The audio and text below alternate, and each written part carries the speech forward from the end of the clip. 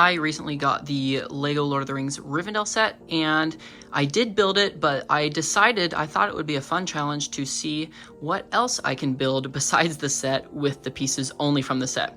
So here are a couple things that I came up with. Now, I have never done anything like this, but I thought it would be kind of a fun challenge to try. So the first thing that I came up with is this kind of goofy looking dragon here. It was actually really difficult trying to find all of the different connection points just using the pieces from the set, because as you can see, this is clearly a location structure and not a creature. So all of the movable and posable pieces was pretty difficult. It is movable in a lot of different areas. The head can move, the mouth can open. I put all these spikes up at the top, and even the legs, they move, but they really aren't meant to. This is pretty fragile in the leg area. And I did decide to put a little seat on the top, as if a rider can ride on the dragon, and then using these fern elements for part of the tail.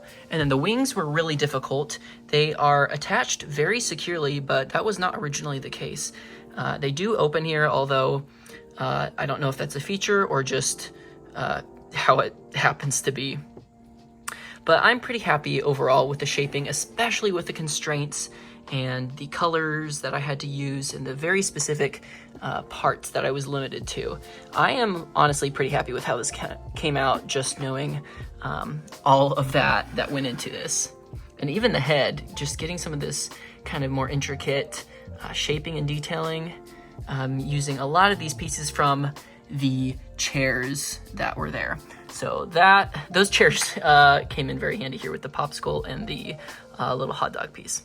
And then additionally, I also built this little micro scale scene using these tiny little white figures and making some big pillars here, kind of leading up to this almost like a temple with a tree and this little lake here on the side. So pretty simple, but I think it's a fun little build.